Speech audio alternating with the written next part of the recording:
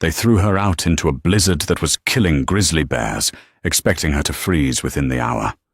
Lakota Hart was a rejected Omega, the lowest of the low, accused of a crime she didn't commit and cast aside by her own mate.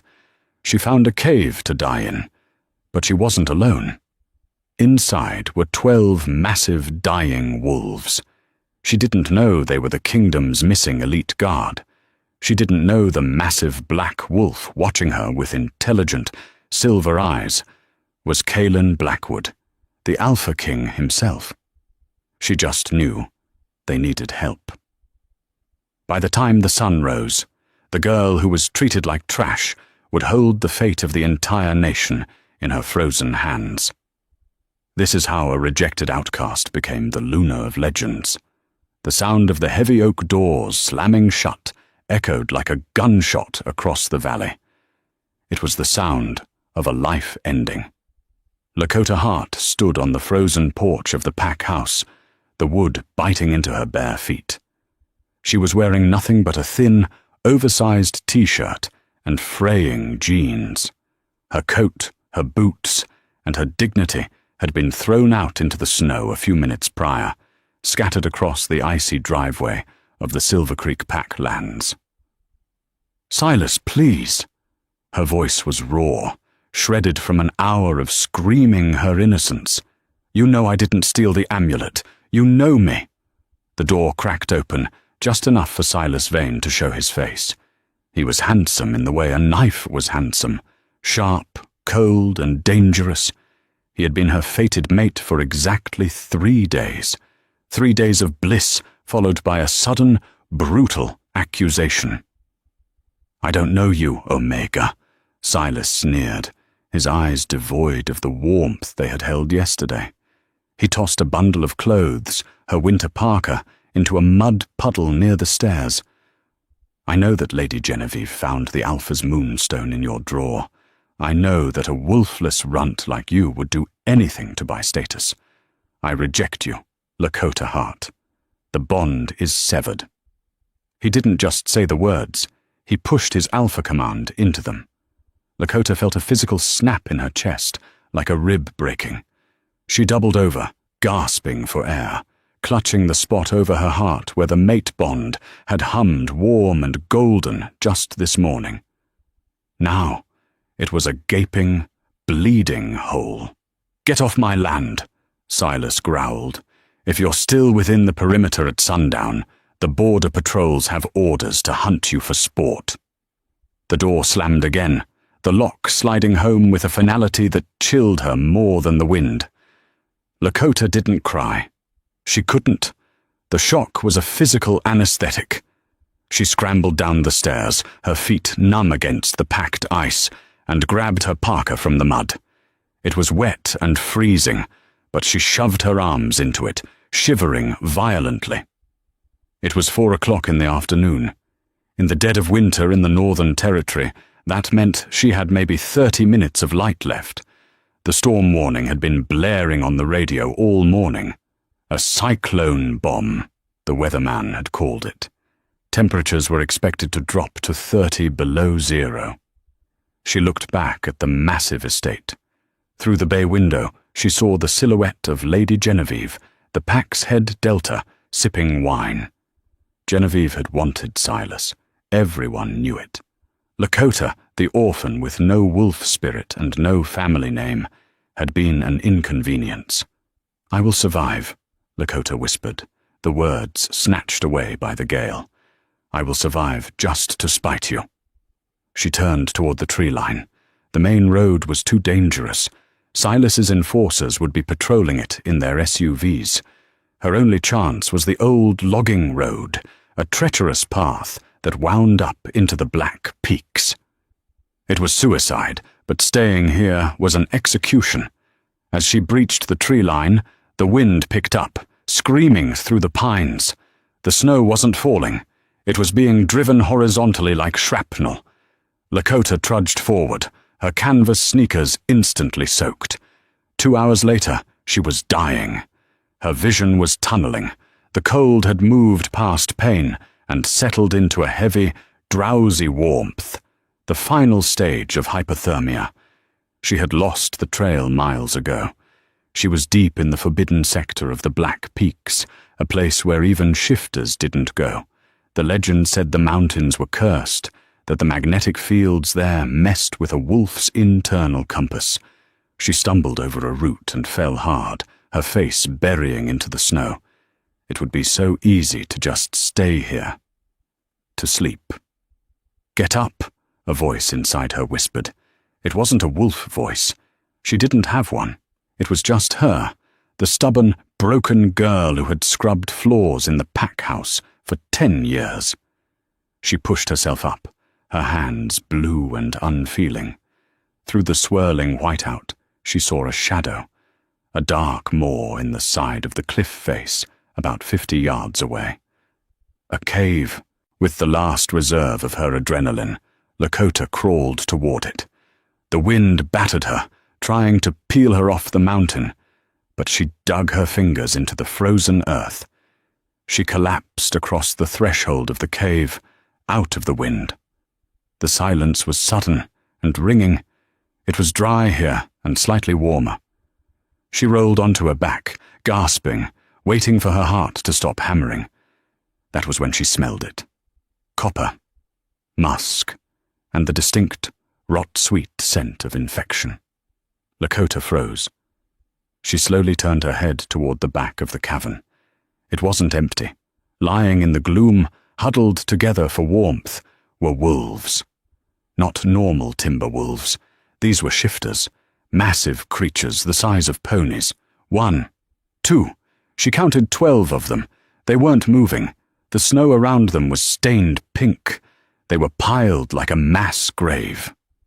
Lakota scrambled backward, her back hitting the stone wall. Rogue wolves. She had walked right into a den of rogues. This was how she died. But they didn't attack. A few whined low in their throats. She squinted. In the center of the pile was a wolf, unlike any she had ever seen. He was jet black, absorbing the shadows around him, easily a head taller than the others even while lying down.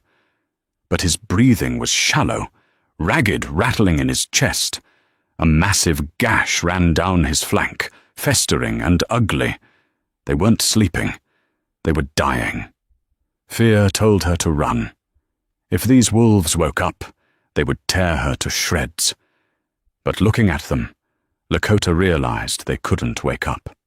They were in a comatose state, likely caused by the same wolfsbane poison that coated the arrow shafts she could now see protruding from the shoulder of a russet-colored wolf near the edge. Wolfsbane. The Black Peaks. "You were ambushed," she whispered into the darkness. She looked at the black wolf in the center, his eyes cracked open. They were silver, molten mercury. There was no aggression in them, only a deep, weary intelligence and pain. So much pain. He looked at her, then looked at the others, then back at her. It was a plea.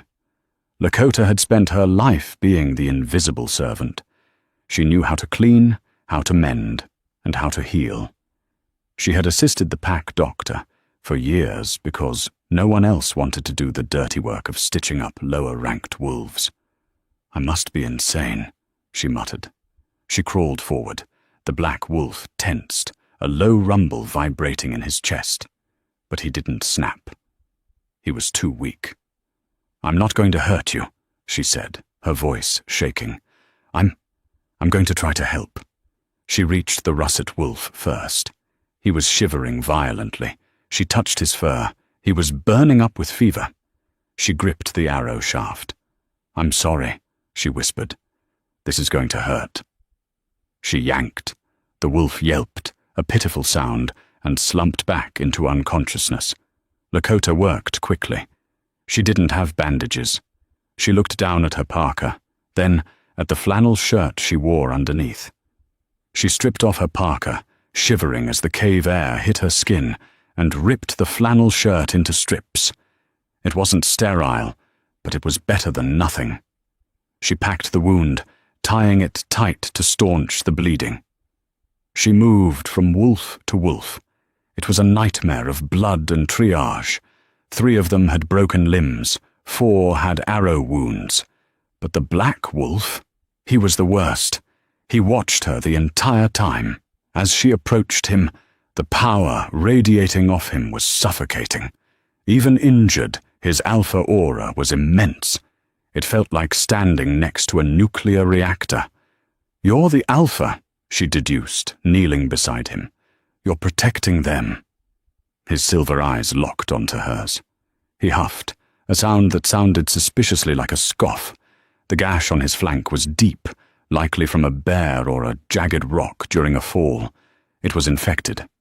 She needed to clean it, but she had no water, no alcohol. "I need snow," she said to him, as if he could understand. She ran back to the cave entrance, scooping up handfuls of clean, fresh snow into the hood of her parka. She brought it back and pressed the snow against the wound. The black wolf snarled, his massive jaws snapping inches from her face. "Stop it!" she snapped back, slapping his nose lightly. It was a reflex. She froze, realizing she had just slapped a monster. I mean, stay still. The cold will numb it and slow the blood flow. You're septic." To her shock, the wolf stopped growling.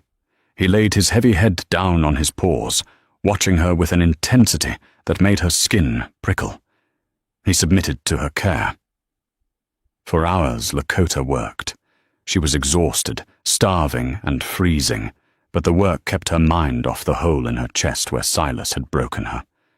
Night had fully fallen. The storm outside was a deafening roar, sealing the cave entrance with a drift of snow. It was pitch black, save for the faint bioluminescence of some cave moss on the ceiling. She had done all she could. Now, the cold was returning to claim her. She sat with her back against the cave wall, wrapping her arms around her knees. Her parka was wet from the snow she'd carried. She was shivering so hard her teeth clacked together. "So this is it," she thought. "I saved them, but I'm going to freeze to death." She closed her eyes, letting the darkness take her. Something nudged her foot. She opened her eyes. The black wolf had dragged himself across the stone floor. He was lying right in front of her. He chuffed, nudging her leg with his wet nose. He wanted her to move. I can't," she stammered. "I'm too cold." The wolf didn't give up. He reached out with a massive paw and hooked it around her ankle, pulling her gently. He whined, looking from her to the pile of other wolves, then to his own thick, furred underbelly. He was offering heat. Lakota looked at the deadly beast. If she laid with him, he could snap her neck in a second. But if she stayed here, she died. She crawled forward. The heat radiating off him was incredible. She hesitated, then curled up against his stomach, burying her face in the thick fur of his neck. It smelled of pine and rain underneath the blood. The black wolf curled around her, creating a living cocoon. He rested his heavy chin on her shoulder. The other wolves, sensing the warmth, shifted closer in their sleep, until Lakota was buried in a pile of deadly predators. For the first time in her life, inside a cave surrounded by monsters, the rejected Omega felt safe. Consciousness returned to Lakota slowly, brought on by a suffocating heat. She felt heavy, pinned down by dense, radiating warmth on all sides. For a hazy moment, she thought she was back in her cot in the servants' quarters, buried under extra blankets. Then she breathed in. The scent hit her hard. Not dust and cheap laundry soap, but intense, concentrated musk. Pine, wet earth, iron, and an overwhelming underlying scent of alpha. Her eyes snapped open. The cave was illuminated by shafts of brilliant white sunlight, piercing through gaps in the snowdrift that had sealed the entrance. The storm had broken. She wasn't in her cot. She was buried in a pile of sleeping wolves. Lakota stiffened. Her head was pillowed on the flank of the russet wolf she had patched up first. Her legs were tangled with a silver-grey one. But the weight pressing down on her back, the rhythmic thrumming against her spine, was the massive black alpha. He had curled entirely around her during the night, his heavy head resting near her shoulder. She was trapped in the center of a sleeping apex predator kill squad. She tried to slowly, carefully extricate her arm. She moved an inch. A low, vibrating growl echoed through the chest cavity pressed against her back. She froze. The black wolf didn't move, but his breathing changed. It became deeper, more alert. She felt the shift in the pile as other wolves woke up, their bodies tensing. 12 pairs of eyes opened in the gloom. The black wolf lifted his head. He didn't look at the others. He looked directly down at her. Those molten silver eyes were clear now, the fever broken. They held an intelligence that was terrifying. He wasn't just an animal. There was a calculating mind behind that gaze.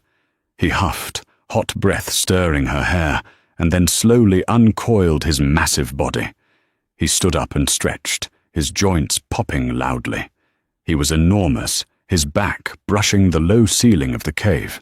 The makeshift bandage on his flank held, though it was stained dark. The other wolves scrambled to their feet, whining submissively to the black alpha before turning their attention to Lakota. They formed a loose semicircle around her, cutting off escape to the entrance. Lakota pushed herself against the cold stone wall, clutching her torn flannel shirt together under her open parka. "I didn't hurt you," she said, her voice cracking. "I helped you." The russet wolf she had treated stepped forward. He sniffed the air in her direction, then lowered his head in a distinct nod of gratitude. The black wolf barked, a sharp, guttural sound that carried undeniable authority. The others instantly backed away, giving her space. He approached her. Lakota forced herself not to flinch. If he wanted her dead, she'd already be dead. He stopped inches from her, lowering his massive head until they were eye level. He sniffed her neck, right over the spot where Silas had broken the bond. He scented the lingering misery, the rejection, and the faint, coppery tang of her fear. Then he did something impossibly strange. He licked the frozen tear track on her cheek. His tongue was rough as sandpaper, but the gesture was startlingly gentle. He pulled back and looked toward the entrance, where the sun was growing stronger. He let out a low rumble that seemed to say, "Wait!" The air in the cave suddenly charged with static electricity. The wolves began to pace, their breathing jagged. Lakota knew that sound. It was the sound of the shift. It began with the russet wolf. A sickening symphony of cracking bones and tearing sinew filled the small space. Fur retreated into skin, snouts shortened, paws elongated into hands. It was a violent, ugly process that Lakota had always averted her eyes from when the pack warriors shifted. Here she couldn't look away. Within a minute, the cave wasn't filled with 12 wolves. It was filled with 12 stark, naked, incredibly muscular men. They were warriors. Their bodies were maps of scars, thick with muscle built for violence. They groaned, stretching limbs stiff from cold and injury. Lakota pressed herself harder against the wall, averting her gaze to the floor, her face flaming. "Report!" a voice commanded. It was deep, resonant, and colder than the blizzard outside. She looked up. The black wolf was the last to shift. The man who stood in his place sucked the air out of the room. He was easily 6'5", a towering landscape of corded muscle and dark hair. A jagged, angry scar ran from his ribs to his hip, the human counterpart to the wolf's wound she had packed with snow. His face was brutally handsome, jaw square like granite, with jet-black hair hanging loosely around his face. But it was the eyes that stopped her heart. They were still polished silver. Every wolf in the Silver Creek pack knew the legends. There was only one bloodline in the entire continent that carried the silver eyes of the moon goddess's direct favor. The royal lichen line. The man standing naked before her, bleeding from a half-healed bear wound, wasn't a rogue. He wasn't just an alpha. He was Calen Blackwood, the Alpha King, the ruler of all shifter territories on the continent. And the 11 men with him weren't just a pack. They were the elite royal guard, the most lethal killing force in existence, who had been missing for 3 days. Lakota realized with horrifying clarity that she had spent the night cuddled up with the most dangerous creature on Earth. The silence in the cave was absolute. The guards, now human, were quickly assessing their injuries.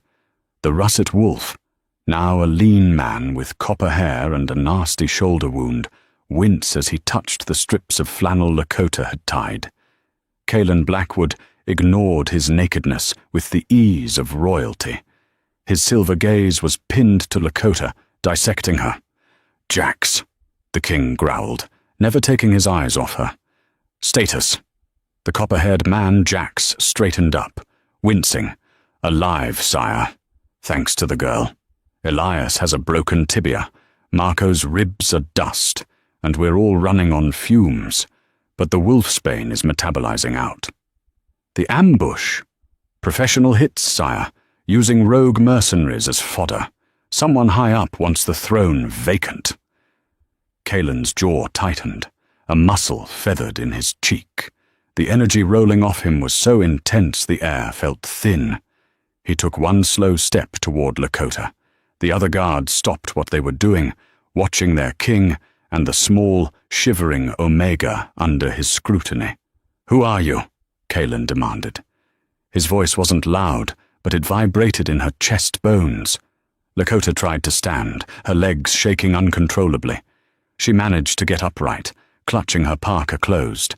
She felt absurdly small. "Lakota," she whispered. "Speak up," he commanded, not unkindly, but with an expectation of instant obedience. "Lakota Hart," she managed, louder. Calen narrowed his eyes. He stepped closer, invading her personal space, inhaling her scent again. "You have no pack scent. You smell of grief and broken bonds. You're a rogue." "No." The denial shot out of her before she could stop it. "I am not a rogue. I am Silver Creek." "Silver Creek is 20 miles south of here," Jax noted, limping forward. "What is a lone female doing this deep in the Black Peaks during a Class 5 blizzard?" Lakota looked at the floor. The shame burned. "I was escorted to the border yesterday afternoon." Calen tilted his head. "Escorted? You mean exiled?" He reached out, his massive hand hovering near her neck. She flinched. He paused, his eyes softening almost imperceptibly. Then he gently hooked a finger under her chin and tilted her face up to meet his gaze. "Look at me when you speak, Lakota Hart. Why were you exiled?" His touch was electric. No alpha, certainly not Silas, had ever touched her with anything other than dismissal or roughness. This was assessment. "My mate rejected me," she said, trying to keep the tremor out of her voice. "Silas Vane, the Silver Creek Alpha's son. Yesterday." A murmur went through the guards. To reject a mate was rare. To do it in winter was a death sentence. "On what grounds?" Calen asked quietly. "Lady Genevieve, his intended Delta female, claimed I stole the Alpha's moonstone. They found it in my room." She met those silver eyes, a spark of defiance igniting in her. "I didn't take it. I've scrubbed their floors since I was 10 years old. I have never taken a thing that wasn't mine." Calen stared into her eyes for a long, agonizing moment. Lichens had an inherent lie detector. They could smell deceit in the sweat and pheromones of others. "No," Calen murmured, dropping his hand from her chin. "You didn't." He turned away from her, addressing his men. His demeanor shifted instantly from investigative to commanding general. "We've been tracked. The blizzard bought us time, but whoever hit us with those wolfsbane arrows knows we didn't die out there. They'll be combing the mountains now that the storm has broken." He looked back at Lakota. He raked his eyes over her pathetic clothing, the oversized t-shirt, the torn flannel, the canvas sneakers that were currently frozen blocks of ice on her feet. "Jax, give her your thermal layer. Elias, you're carrying Marco. We move out in 5. "Sire!" Jax protested, even as he started stripping off the remnants of his tactical gear that had shifted with him. "The girl will slow us down. If the hunters are close..." Kalen let out a snarl that silenced the cave instantly. He stalked toward Jax, towering over his second-in-command. "Look at that female, Jax. Look at what she is wearing." She walked 20 miles into the Black Peaks in a blizzard, found 12 apex predators, and instead of running, she tore the shirt off her back to bind your wounds. She saved my life. She saved yours. Kalen turned back to Lakota. The intensity of his gaze made her knees weak again. She slowed down death itself for us last night. Nobody gets left behind, especially not her. Lakota felt a hot flush that had nothing to do with embarrassment. For 10 years she had been invisible, disposable. Now the king of wolves was declaring her essential. Jax nodded curtly, chastised. He handed Lakota a thick thermal shirt. She turned to the wall to quickly pull it on over her freezing t-shirt. It swallowed her whole, smelling intensely of male wolf, but the warmth was instant. They moved quickly. The guards, despite their injuries, were efficient machines. They kicked snow over the bloodstains, erasing the evidence of their vulnerability. Kalen moved to the cave entrance. He braced his shoulder against the massive snowdrift blocking them in and shoved.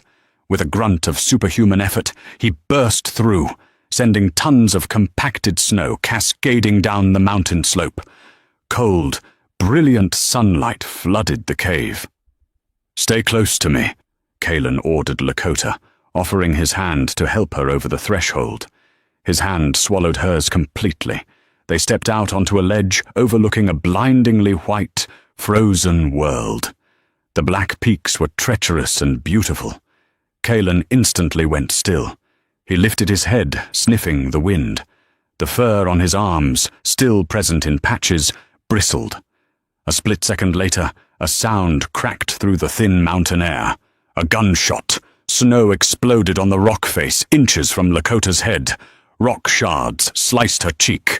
Kalen roared, yanking her behind his massive body, just as a second shot rang out, slamming into his shoulder. He didn't even flinch. "Contact front!" Jax yelled, diving behind a boulder. Below them, about 400 yards down the slope, black-clad figures on snowmobiles were emerging from the timberline, rifles raised. The rogues had found them, and this time they weren't using arrows. "Move!"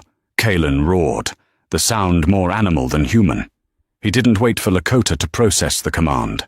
He scooped her up effortlessly, one arm banding around her waist like an iron bar, and threw himself over the edge of the ridge just as the snowmobile engines screamed closer.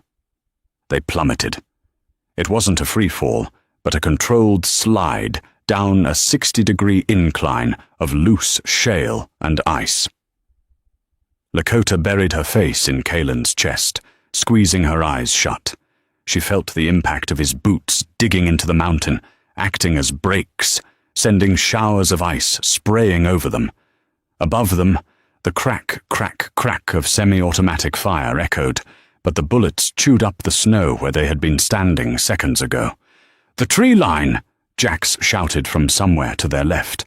The elite guard, despite their injuries, were descending with terrifying grace. They were sliding, jumping, and using their claws, partially shifted, to grip the ice. They crashed into the dense pine forest at the base of the ridge. Kalen spun them behind the cover of a massive redwood, setting Lakota down, but keeping a protective hand on her shoulder. His bicep was bleeding sluggishly where the bullet had grazed him, but the wound was already closing, steam rising from the knitting flesh. "They have the high ground," Jax hissed, sliding in next to them. "We have no weapons. We're sitting ducks." "No," Lakota gasped, her lungs burning from the cold air. She looked around, recognizing a twisted oak tree with a lightning scar. "I know this place. This is the drainage basin for the old lumber mill." Kalen looked down at her, his silver eyes blazing with adrenaline. "Is there a way out?" "The Devil's Drop," she said, pointing east. "It's a ravine. The bridge washed out years ago. But there's a cable car line. It's rusted, but the manual pulley system might still work. The snowmobiles can't follow us there. The terrain is too rocky." "Lead," Kalen commanded instantly. He didn't question her. He didn't hesitate. He simply trusted her life with his own. They ran. Lakota led the 12 giants through the underbrush. She moved surprisingly fast. Fear was a powerful motivator, but so was the knowledge that for the first time in her life, she was leading instead of following. They could hear the roar of the engines tearing through the trees behind them. The rogues were reckless, smashing through saplings in pursuit. "Faster!" Elias yelled from the rear. "They're flanking!" They burst out of the trees and onto a rocky precipice. Below them, 100-foot drop into a frozen river gorge. Spanning the gap was a single, rusted steel cable, sagging under the weight of decades of neglect. An old metal basket, barely big enough for 2 people, hung on the near side. "That looks like a death trap," Marco grunted, clutching his broken ribs. "It's the only way," Lakota said. She ran to the release lever. It was frozen solid. She yanked on it, but it wouldn't budge. The sound of snowmobiles grew deafening. They were seconds away. Kalen stepped forward. He didn't bother with the lever. He grabbed the thick steel cable itself with his bare hands and pulled. His muscles bunched and corded, straining against the immense tension. With a primal shout, he ripped the cable mechanism free from its frozen housing. "Get in!" he ordered Lakota. "I'm not leaving you." "You aren't. We go 2 at a time. You're with me." He practically threw her into the basket and vaulted in after her. "Jax, cover us!" Kalen yelled. He grabbed the overhead pulley. The basket groaned, metal screeching against metal, and then they were flying. They zipped across the gorge, the wind whipping Lakota's hair. Halfway across, bullets began to ping off the metal cage. Lakota looked back. The rogues had breached the tree line. There were 10 of them, dressed in white tactical gear, firing assault rifles. Jax and the other guards were pinned down behind rocks on the cliff edge. "They're trapped!" she screamed. Kalen didn't look back. He focused on landing. They slammed into the far platform. He hauled Lakota out and shoved her behind a pile of boulders. "Stay down," he growled. Then the Alpha King did something that defied physics. He didn't wait for the basket to return. He grabbed the cable and roared. His roar wasn't human. It was a sonic boom that shook the snow off the trees. His eyes glowed so bright they looked like headlights. On the other side of the gorge, the rogues hesitated, terrified by the sound. In that second of hesitation, the elite guard moved. They didn't need the basket. Fueled by their alpha's call, they leaped. It was impossible. 100-foot gap. But they were lichens. They shifted mid-air, massive wolves soaring over the gorge like darker, furred projectiles. Most made it to the snowy bank on the far side. 2 fell short, scrabbling desperately at the ice wall with their claws. Kalen was there instantly. He leaned over the edge, grabbing the scruff of a grey wolf, Elias, and hauling nearly 400 pounds of shifter up the cliff face with one arm. The rogues were firing wildly now, but the range was too far for accuracy. One rogue, bolder than the rest, revved his snowmobile, and tried to jump the gap to follow them. He missed. The machine and the man plummeted silently into the abyss, smashing into the frozen river below. The remaining rogues stopped. They revved their engines, circling in frustration, but they couldn't cross. Kalen stood on the edge of the cliff, staring them down. He raised a hand, extended a finger, and drew it slowly across his throat. A promise. He turned back to his men. They were battered, bleeding and freezing, but they were alive. He looked at Lakota. She was huddled by the boulder, shaking from the adrenaline crash. He walked over to her, his breathing heavy. He knelt, checking her for wounds. His hands, still stained with dirt and blood, were trembling slightly. "You," he said, his voice rough, "are the most insane creature I have ever met." Lakota looked up at him. "Is that a compliment?" A corner of Kalen's mouth ticked up. A smile. A real one. "The highest I can give." Jax limped over, holding a piece of fabric he had snagged from a bush near the rogue's position before they jumped. It was a torn patch from a jacket. "Sire," Jax said, his voice grim. "Look." Kalen took the patch. It was white camouflage, but there was an insignia embroidered on the underside, a silver crest of a hawk holding a crescent moon. Lakota gasped. "That's—" "The Vane family crest," Kalen finished, his voice dropping to absolute zero. "Alpha Vane, Silas's father." "They weren't just random rogues," Lakota whispered, horror dawning on her. "They were Silver Creek hunters. My own pack tried to kill the king." Kalen crushed the patch in his fist. "Not your pack, Lakota. Not anymore. They are traitors. And treason is punished by death." He looked south, toward the valley where the lights of the Silver Creek estate would soon be visible. "We are going to pay Alpha Vane a visit," Kalen declared. "And we are walking through the front door." The trek down the mountain was grueling. Without the adrenaline of combat, the cold began to settle back into their bones. But the dynamic had changed. Lakota was no longer the burden. She was the navigator. She led them through deer trails and frozen creek beds, bypassing the main roads where patrols would be waiting. The elite guard flanked her, treating her with the same protective deference they showed their king. When she stumbled, a hand was there to catch her. When she shivered, the wolves huddled closer to block the wind. By the time they reached the perimeter of the Silver Creek pack lands, night had fallen again. They stood on a ridge overlooking the estate. It was a stark contrast to the hell they had just survived. The pack house was lit up like a Christmas tree. Expensive cars lined the driveway. Music drifted up on the wind. "A party," Marco spat, looking down at the celebration. "An engagement party," Lakota corrected, her voice hollow. "Silas and Genevieve, they didn't waste any time." She felt a wave of nausea. Down there, the man who had promised to love her forever was celebrating erasing her from his life, while his father's men were out hunting the king.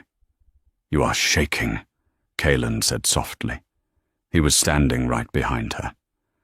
"I can't go down there," she whispered. "If they see me." "Silas said the border patrol would hunt me for sport." "Let them try." Kalen stepped in front of her. He reached up and unclasped the heavy, fur-lined cloak he had taken from one of the unconscious rogues earlier, a spoil of war. He draped it over Lakota's shoulders. It was huge on her, swallowing her small frame. But it smelled of Kalen now. "You are not returning as a rejected mate," Kalen said, his hands lingering on her shoulders. "You are returning with me. You are under the king's protection. In our law, that makes you untouchable." He leaned down, his lips brushing her ear. "Lift your head, Lakota. Tonight, you are not a servant. You are the one who holds their lives in your hands." He turned to his men. "Glamour down. We want them to see us coming." The guards straightened. They were dirty, bloody, and wearing tattered clothes. But they were the royal guard. They radiated power. Their eyes began to glow with a faint, bioluminescent light, a trait only high-ranking wolves could manifest. "Formation," Kalen ordered. They walked down the main driveway. The iron gates were closed, guarded by 2 Silver Creek enforcers. As the group approached out of the darkness, the enforcers stepped forward, hands on their stun batons. "Halt," one shouted. "Private event, no vagrants." The guard stopped mid-sentence as Kalen stepped into the pool of light from the street lamp. The silver eyes, the sheer size of him. The guard's knees audibly clicked together. My king!" Kalen didn't stop walking. "Open it!" The guard scrambled, fumbling with the keypad. The heavy iron gates swung open. They marched up the long, winding driveway. The music from the house got louder. It was a jazz band. People in tuxedos and gowns were visible through the floor-to-ceiling windows. Lakota wanted to vomit. Every instinct screamed at her to run and hide in the laundry room, but Kalen's hand found hers. He interlaced their fingers. His grip was warm and solid. He wasn't dragging her. He was anchoring her. They reached the massive oak doors, the same doors she had been thrown out of 24 hours ago. Kalen didn't knock. He kicked the doors open. The boom echoed through the grand hall like a cannon blast. The music died instantly. Silence crashed over the party. 200 heads turned. The scene was almost comical. The room was filled with the elite of the werewolf society. Alphas, deltas, socialites holding champagne flutes. In the center of the room, standing on a dais under a crystal chandelier, were Silas Vane and Genevieve. Silas looked dashing in a tuxedo. Genevieve was glittering in a silver gown, clutching his arm. And standing in the doorway, bringing the freezing winter wind with them, were 12 blood-soaked warriors and a girl in a dirty thermal shirt and a stolen cloak. Kalen stepped into the room, pulling Lakota with him. The crowd parted like the Red Sea, gasps rippling through the room. "King Kalen!" Alpha Vane, a portly man with thinning hair, pushed through the crowd, his face draining of color. "Your Majesty, we didn't know you were in the territory. We would have prepared." "Save it, Vane." Kalen's voice was calm, which made it terrifying. Silas stepped down from the dais, his eyes widening as he saw who was holding the king's hand. "Lakota," Silas choked out. What are you doing with him?" Genevieve laughed, a shrill, nervous sound. "Oh, this is rich. The little thief found a new sugar daddy. Did you pick her up off the side of the road, Your Majesty? She's a stray, you know. We kicked her out for stealing." The room went deadly silent. Even Alpha Vane looked horrified at Genevieve's lack of tact. Kalen slowly turned his head to look at Genevieve. The air pressure in the room dropped. Wine glasses shattered on a nearby tray from the sheer force of his aura. "Careful," Kalen said softly. "You are speaking to the woman who saved my life." Genevieve's mouth snapped shut. "Saved your life?" Alpha Vane stammered. "My guard and I were ambushed," Kalen announced, his voice projecting to every corner of the room. "In the Black Peaks, poisoned, left for dead." He reached into his pocket and pulled out the crumpled white patch with the hawk crest. He threw it at Alpha Vane's feet. "Recognize this, Vane?" Alpha Vane stared at the patch. He looked up, sweat beading on his forehead. "Sire, I have no idea." "Liar!" Kalen snarled. His control snapped, his canines extended. "Your men, your money, your treason." Chaos erupted. The guests began to scream and scramble back. The elite guard fanned out, blocking the exits. "Wait!" Silas yelled, stepping forward. He looked frantically between his father and Lakota. "Lakota, tell him! Tell him my father wouldn't do this!" Lakota looked at Silas. Yesterday, she would have died for him. Yesterday, his approval was the only thing that mattered. Now, looking at him in his pristine tuxedo, while she still had dried blood under her fingernails, he looked small. She stepped out from behind Kaelin. She dropped the hood of her cloak. Her face was scratched, her hair matted, but her eyes were clear. "He tried to kill them, Silas," she said, her voice steady. "I saw the snowmobiles. I saw the crests." "You're lying!" Genevieve shrieked. "She's a liar and a thief. Silas, she's manipulating you." "The only thief here," Kaelin interrupted, "is the person who planted the moonstone." He looked at Lakota. "Tell them." Lakota took a deep breath. "Genevieve came to my room the morning of the theft. She said she wanted to inspect the cleaning. She sent me to the laundry room. When I came back, she was gone. An hour later, the stone was found in my drawer." "She's jealous!" Genevieve cried. "She's a wolfless runt." "Wolfless?" Kaelin laughed darkly. He turned to Lakota. "Show them." Lakota looked at him, confused. "Show them what?" "I don't have a wolf." Kaelin stepped closer to her. He placed a hand on her cheek. "You spent the night in a den of healing alphas, Lakota. You absorbed our aura. You survived the cold that kills bears. You aren't wolfless. Your wolf was just dormant, waiting for a pack that was worthy of her." He leaned his forehead against hers. "Call her." Lakota closed her eyes. She reached deep inside, past the pain, past the rejection. She felt the heat of the king's touch. And there, deep in her soul, something stirred. Not a little Omega wolf. Something big. Something ancient. Her eyes snapped open. They weren't brown anymore. They were gold. A collective gasp went through the room. "An alpha female," Silas whispered, horror and regret washing over his face. She was an alpha all along." Kaelin turned to the room, his arm going around Lakota's waist, pulling her flush against him. It was a claim, a possessive, undeniable claim. "Silas Vane," Kaelin said, his voice ringing with finality. "You rejected your mate. You broke the sacred bond. You threw a diamond into the mud because you wanted a piece of glass." He looked down at Lakota, his expression softening into something that looked dangerously like adoration. "I accept your rejection, Silas," Kaelin said, "because Lakota Hart is no longer yours to reject. She is mine." The word "mine" hung in the air like a guillotine blade. Kaelin's growl vibrated through the floorboards, causing the crystal glasses on the tables to tremble. Silas Vane looked as if he had been slapped.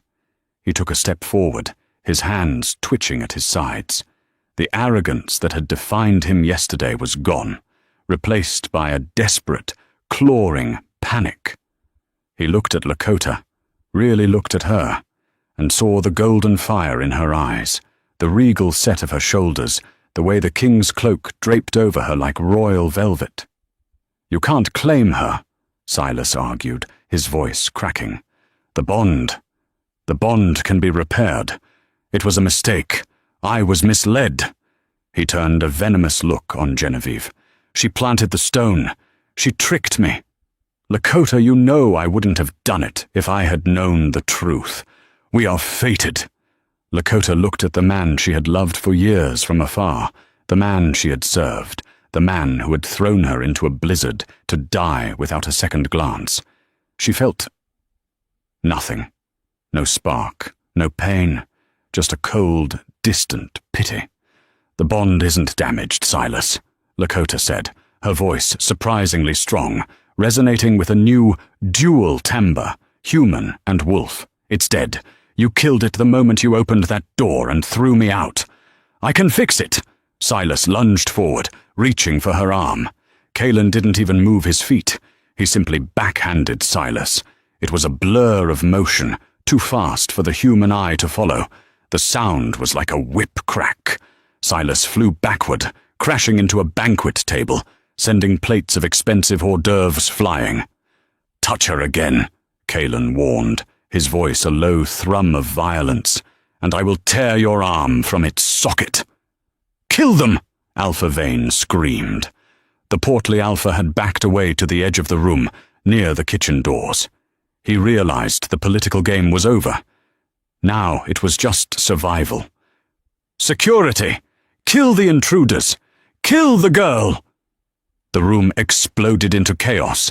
The Silver Creek House guards, confused but loyal to their paycheck, hesitated. But the sleeper agents, the ones who had helped coordinate the ambush in the mountains, drew weapons. "Protect the Queen!" Jax roared. The elite guard moved. They were outnumbered 3-1, injured and exhausted. But they were the best warriors in the world, and they were angry. Tables were overturned as barricades.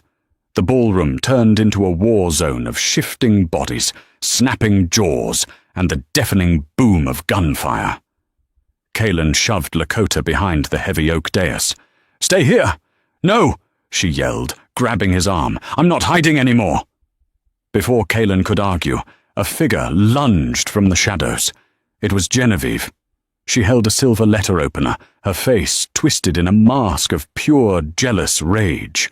She wasn't aiming for Kalen. She was aiming for Lakota's heart. "You ruin everything," Genevieve shrieked. Time seemed to slow down. Lakota saw the silver glinting. She saw Kalen turning, but he was too far away to stop the blow. Instinct took over.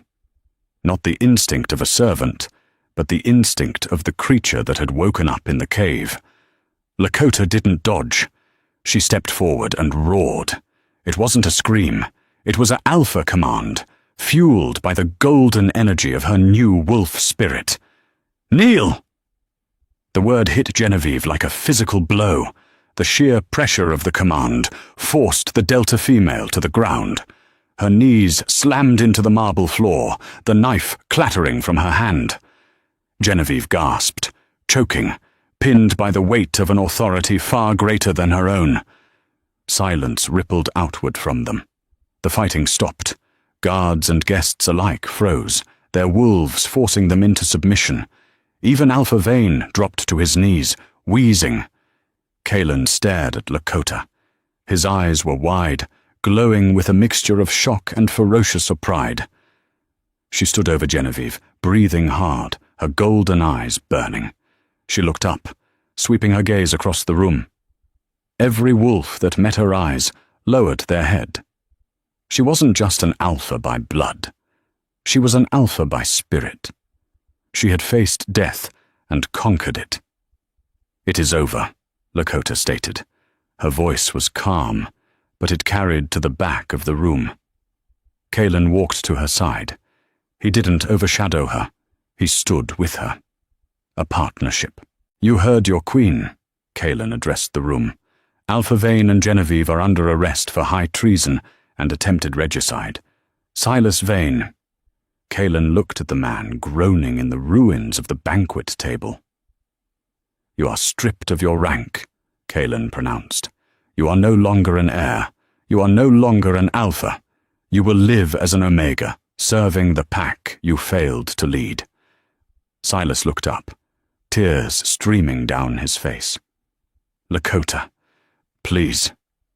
Lakota looked at him one last time. She felt Kalen's hand on the small of her back, warm, protective, and permanent. "Goodbye, Silas," she said softly.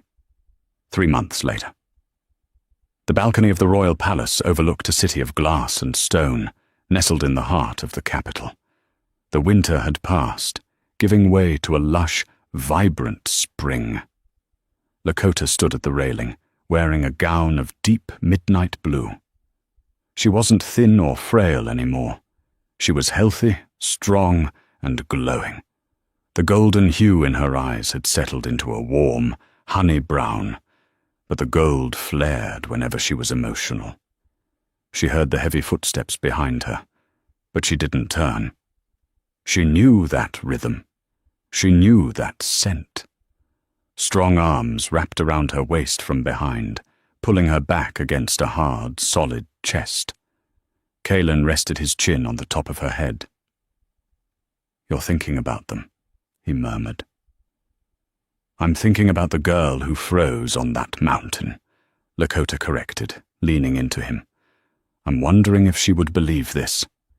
"She believed in saving monsters," Kalen said, kissing her temple. "She believed in hope when there was none. I think she would believe anything." He turned her around in his arms. The scar on his shoulder had faded to a thin white line, a reminder of the night they met. "The council is waiting," he said. "The coronation ceremony begins in an hour." "Are you sure about this, Kalen?" she asked, searching his silver eyes. "I was a servant. I don't know how to be a Luna of the entire continent." Kalen smiled. It was the soft, rare smile he saved only for her. "A Luna isn't defined by her bloodline, Lakota. A Luna is defined by her heart. You sheltered 12 wolves from the storm.